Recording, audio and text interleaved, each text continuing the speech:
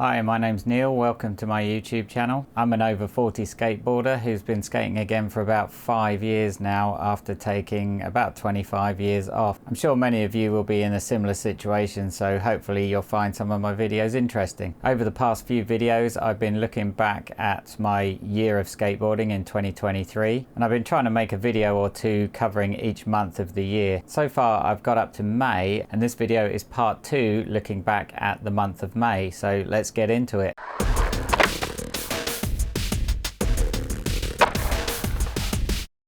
If you've watched the last few videos, I hope you're enjoying things so far. I've become a little bit conscious that I'm spending a lot of time talking and leaving all the skating till the end, which I think might get quite boring for you to watch. So I'm going to try and keep the talking to a minimum and get on with the skate material. And we start things off in this video at my local skate park, Bay 66. And if you've been following along so far, you'll know that I was practicing a lot of rock and rolls. And this session was mostly refining those rock and rolls a little bit further. One major goal I've been working on is to refine my rock and rolls in the highest point of the bowl. Something else that I did want to try and do was refine my back foot a little bit better. And one thing I really wanted to start trying was to roll my back foot over a little bit. You might have noticed so far most of my rock and rolls I have my back foot quite flat on the board. And although that's quite functional and I can land them perfectly well like that, I quite like the style when people roll their back foot over as they push the board out. So as you push the board forwards, rolling your back foot over and turning back in. And it actually, once you get the hang of it, it does help you turn back in a little bit, because you can sort of pivot on that edge of your foot and help to swing the board round. And it makes you look a little bit less static, a little less cumbersome as well. So I just think it looks really good. Some people are really great at it and they roll their foot right over so that it's pretty much upside down, or they might roll their foot on the edge of the board, like literally off the edge of the board as they do it. I haven't got the hang of that at all, and I don't know whether I will ever, but at least rolling my foot as I turn back in. I'm slightly more on my toe at the moment, but as I roll my foot as I turn back in, I think it's getting there. But I'll let you be the judge, and let's check out that bit of footage.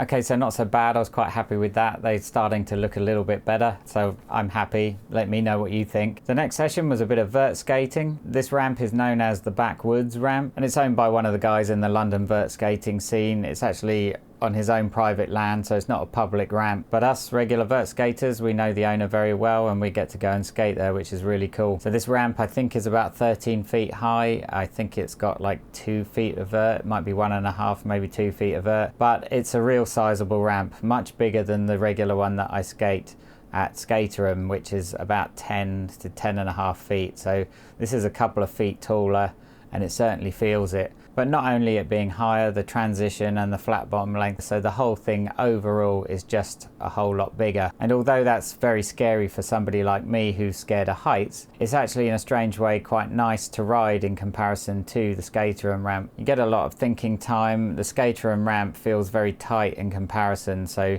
feels like you've got some breathing space and you can take more time in what you're doing. Things don't feel quite so immediate and you don't quite get the feeling of like needing to make decisions quite so quickly. It's all a bit smoother and you just got a bit more breathing space. Now if you've been watching my vert skating so far, you'll know that I've been getting to grips with doing 50-50 grinds and kind of axle stalls. There's somewhere between an axle stall and a 50-50, and so it was only right that I try and start doing them on this ramp, it being higher and bigger. You know, I can start to get a little bit comfortable on the smaller ramp, but when you go somewhere bigger, you're almost starting all over again. So that was one of the main missions, was to try and get to grips with getting some axle stall 50-50s on this bigger ramp. Now something I have to mention again, which I said perhaps in the last video or the one before, I am massively scared of heights, and so this ramp being higher, I get a bit twitchy at the top, so it takes me a little while to drop in. So you might notice that I'm kind of very hesitant and kind of not quite ready to go. And usually on this ramp I use the roll in, so you just kind of roll straight in. The roll-in isn't vert at all, so you just kind of roll in really fast and it gets you loads of speed, and most of the time I've been using that roll-in, but I thought really I need to start dropping in a bit more regularly on this ramp to try and beat the demons of the fear of heights. So at the start you'll see my hesitant drop-ins. I pretty much cut them out of most of the clips because you don't want to see me sitting there twitching over and over again. You just want to see the actual attempts of the trick. So just to say, I'm not trying to hide the fact that I'm afraid of the drop-in. It's just really kind of boring to watch it over and over again. So I stuck one in there at the start so you can see how it is for me, but I try and cut the clips to the point where it's bits worth watching really. So anyway, let's check out that footage.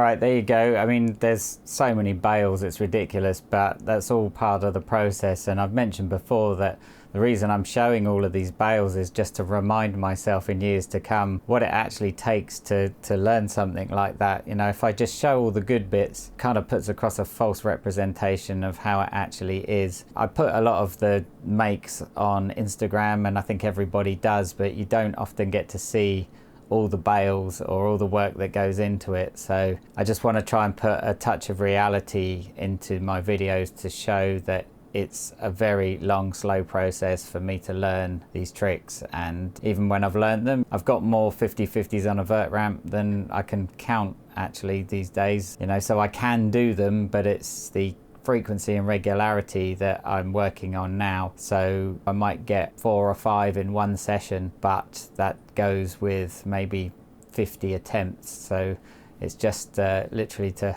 show some reality to the work that goes into it. Anyway, I was quite happy with that session, and getting the feeling of doing them on the vert ramp is obviously a slow process. It is like learning all over again for me. Some people might be able to just go and do them from one ramp to another, but for me, I edge on the side of caution. Everything's a whole lot slower to learn and to get. Maybe it's a part of being the age that I am, or maybe it's my defense mechanisms kind of telling me to be careful. But anyway, it is what it is, and you know, I'm showing it in my videos. And the next session was actually back at the backwards ramp again. It's somewhere I try to go as often as possible in the summer months when the weather's good, because skating outside is great and it's in a lovely place in the countryside, so it's just great to be there.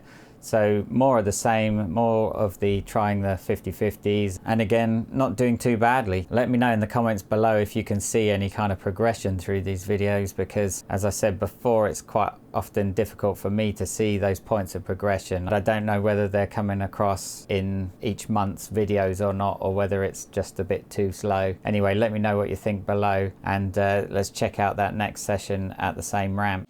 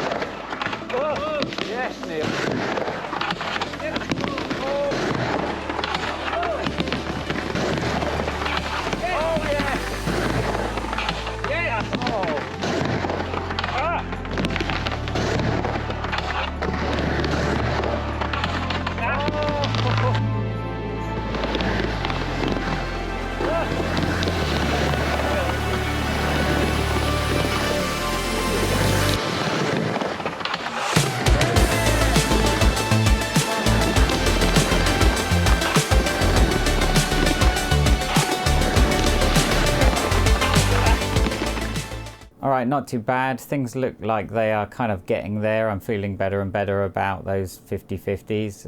Sneak a few in every now and again, which is cool. And the next session is actually another vert session, but at a different vert ramp. This one is at Greg Nowick's vert ramp, which is down near Southampton or Winchester way, which is south of London. It's about maybe an hour and a half to 2 hours south of London. And Greg has got an amazing vert ramp that he built a few years ago. If you look back at my videos, I think one of my first proper vert sessions was there where I got my first backside grind, which was great. And I think Greg built it maybe during COVID, I can't really remember now, but I've been skating there for a little while, and every time that there's a session on and I can get there, I try and go. It's actually just been resurfaced with skate lights, so it's really fast and smooth and nice and grippy, so it's just a fantastic ramp. It's about 12.5 feet, so it's a tiny bit lower than the backwards ramp. Not massively different, but I can feel the difference, so it might be about half a foot lower, but it's a lot faster, a lot smoother, and it's nice and wide, so it's just a fantastic ramp. And I was just continuing more of those 50-50 attempts at Greg's as well. The coping's a little bit more slick at Greg's because it's brand new coping, not slippy as in like slippery, but you just, once you get on it, you go, you know. The backwards ramp, the coping's a little bit rusty, so there's a little bit more resistance, but I actually really like both of them for their own charms, you know. I like the rusty one because it makes a real grinding noise and you can feel a bit of resistance, and Greg's is so smooth that you can just get on and off of it really easily, so I like them both for their own reasons. But the ramps feel a bit different, so they're both a challenge, and it's nice to move around between, say, 3 different ramps and get the feeling, because vert skating is not, in my mind anyway, it's not like going between 2 mini ramps. Going between 2 or 3 different vert ramps feels drastically different for me, especially as a learner. Again, you know, I'm hesitating the drop in a little bit. It's high, I'm scared of heights. The hesitation is there. When I'm on the ramp, I'm not too bad and I can throw myself into a 50-50 all right. It's turning out of them that's the problem, and you'll see that in the footage. Yeah, it goes pretty well. Get some rock and rolls as well, because I've got to keep those going, and I don't want to lose any tricks. So let's get into that footage as well.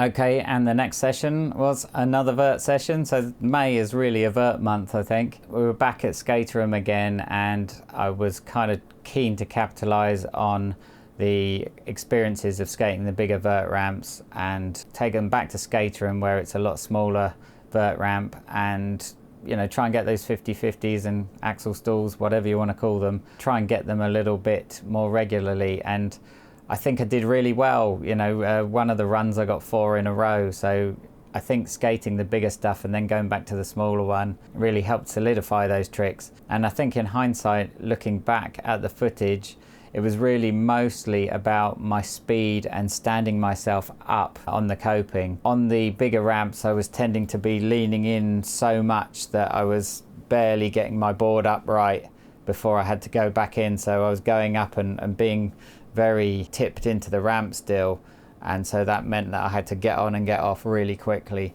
And then when I took it back to Skateroom, I was turning in and standing up more, and my board was leveling out onto the coping, which was really helping with sort of pausing as I got up there into the stool and then going back in again. And it really kind of helped solidify those stools, because I would turn up and turn into them, and because I was standing up more, I had that opportunity to pause for a second before turning back in. Quite often if I turn up into it and I have to turn out really quick before gravity takes over and I bail off. So that's probably why I bail so many of them, because I'm not standing up enough, and so gravity takes over and I jump out. So it's great looking back at this footage, because I can see the development and see what's working out. So anyway, let's go and take a look at that footage.